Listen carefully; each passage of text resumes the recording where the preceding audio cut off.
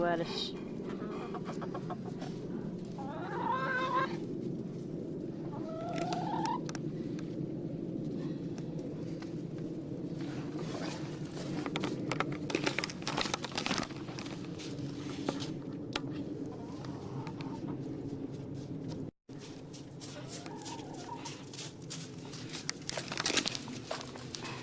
Hello friends, welcome to Pocket Fields Little Homestead.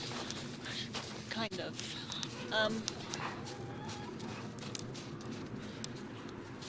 It's gonna be a process, I guess, is what I want to tell you right off. I am Pam. That barker, did you hear that one? That's Willoughby. That's Bocelli. You saw the ladies. I'm Pam. I live with my husband and my dogs and my chickens on a bit more than a quarter acre in a suburban area. I love to garden. I grew up gardening. My parents have 6 boys and me, so we had to grow a lot of food. Excuse me while I kick this ball.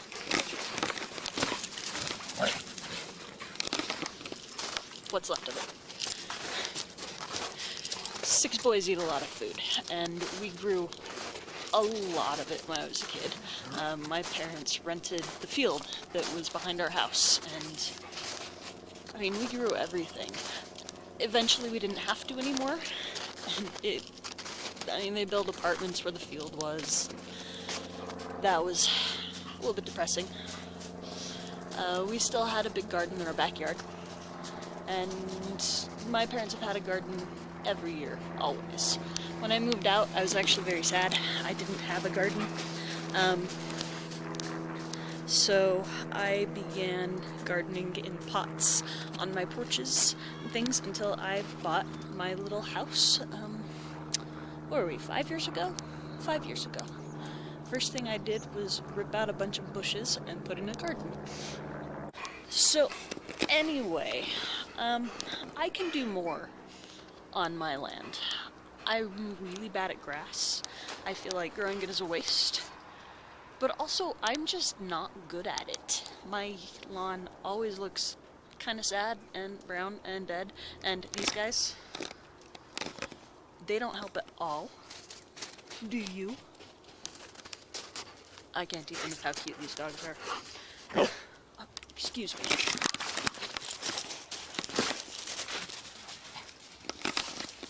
That's his favorite toy. Flat basketball. Don't ask me.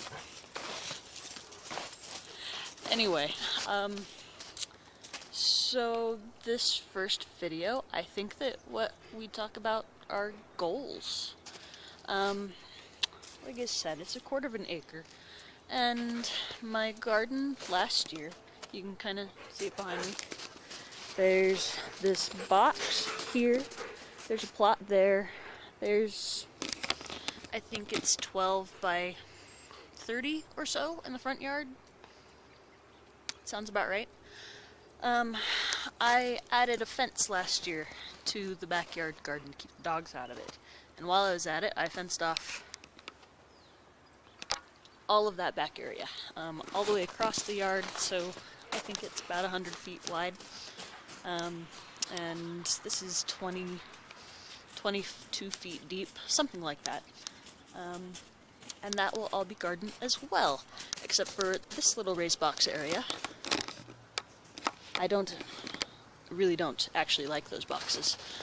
It was an experiment, square foot gardening, not for me, really, and that's fine. But where those boxes are, I'm putting in a greenhouse that I was able to buy for myself during December.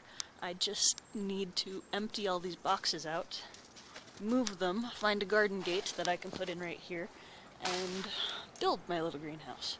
I'm very excited about that. Haven't had a greenhouse since I was a kid. My parents had one, which, I mean, you do when you're planting half an acre.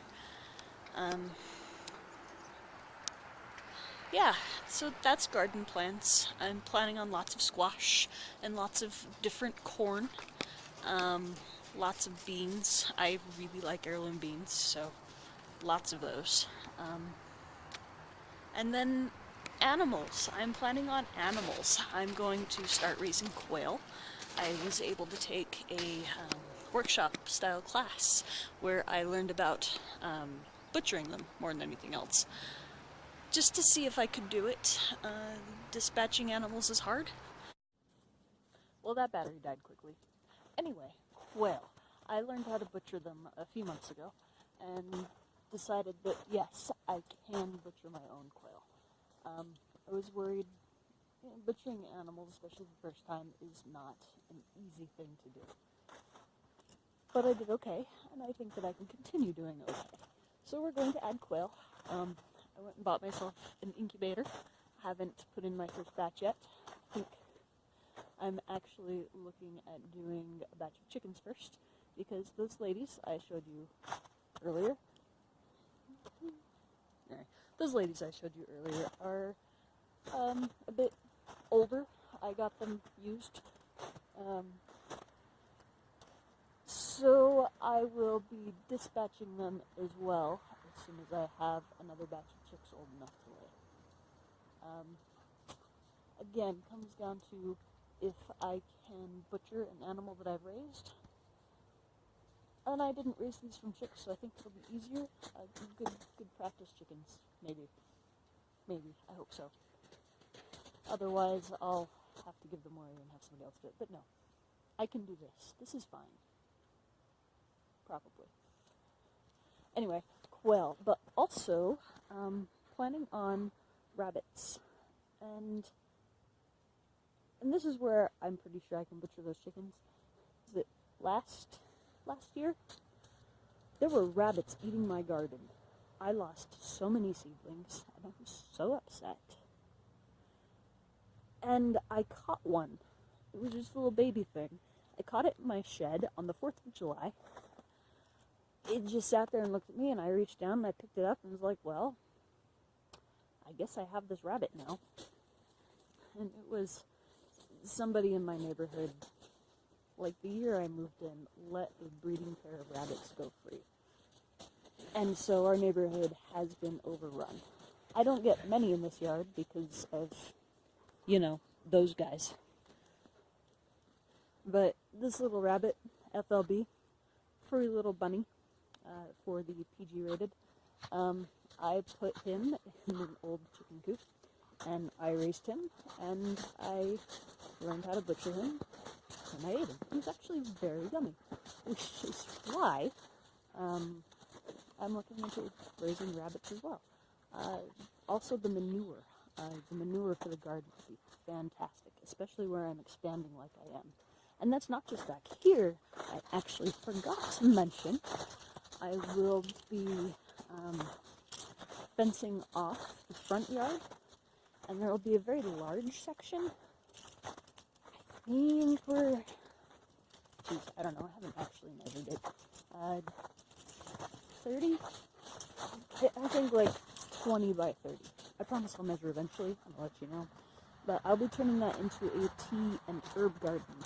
I'm gonna plant some roses specifically for the rose hips, and tea, and just all sorts of medicinal flowers and things like that, which I'm very excited about. I drink a lot of tea. I started drinking coffee recently, but I still really like tea. So, let's see if I can show you. Here's the corner of my house. So, from me, straight back to the fence, in this entire area, that's going to be tea garden.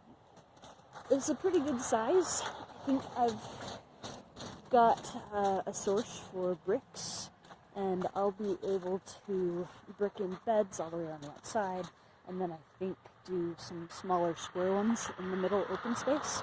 And I think it can, and hopefully will, look very charming. One of the things that I've struggled with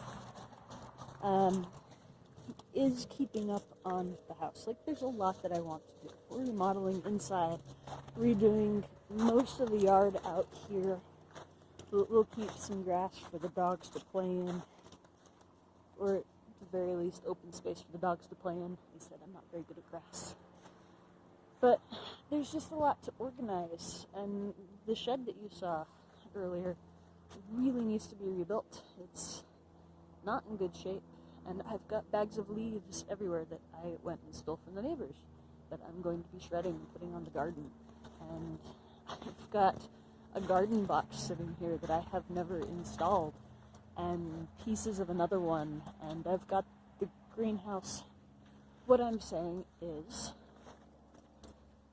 Pocket Fields is a work in progress, and it's going to be a lot of work. And one of the reasons I decided to start this YouTube journey is because I want to document it, and I also kind of want to be held accountable. I want to tell you what my goals are, and then I want to show you that I can follow through, I guess. My husband is very supportive, but not very interested, if that makes sense. He will help me where I need the help. But the yard is my domain, and I'm fine with that, really. And again, he'll help where I need help.